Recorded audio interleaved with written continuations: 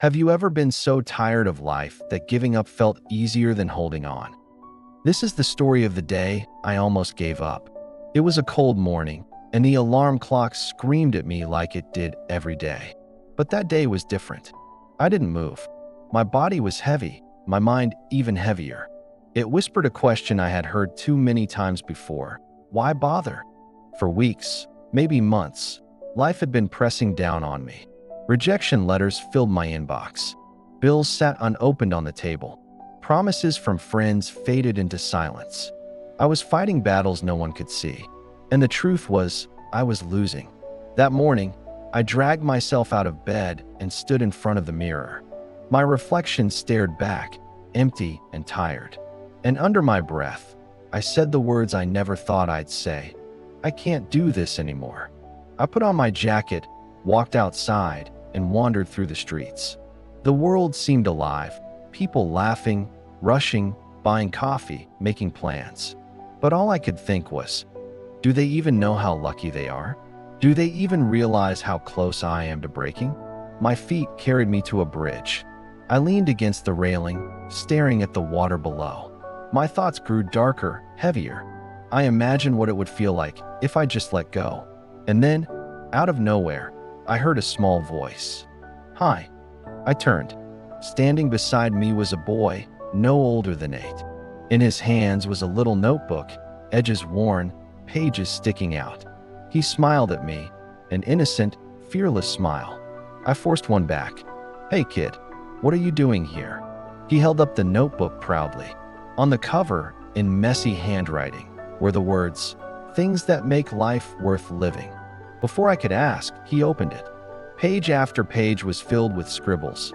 Ice cream, my dog Max, my mom's hugs, sunny days, cartoons, soccer, music.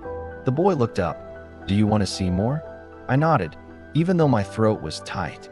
He flipped another page. His eyes lit up as he read. And then he asked me something I wasn't ready for. What would you write if you had a list? I froze. I hadn't thought about joy in a long time. My life had been defined by what was missing, what was broken, what was unfair. But slowly, almost unwillingly, words slipped out of me.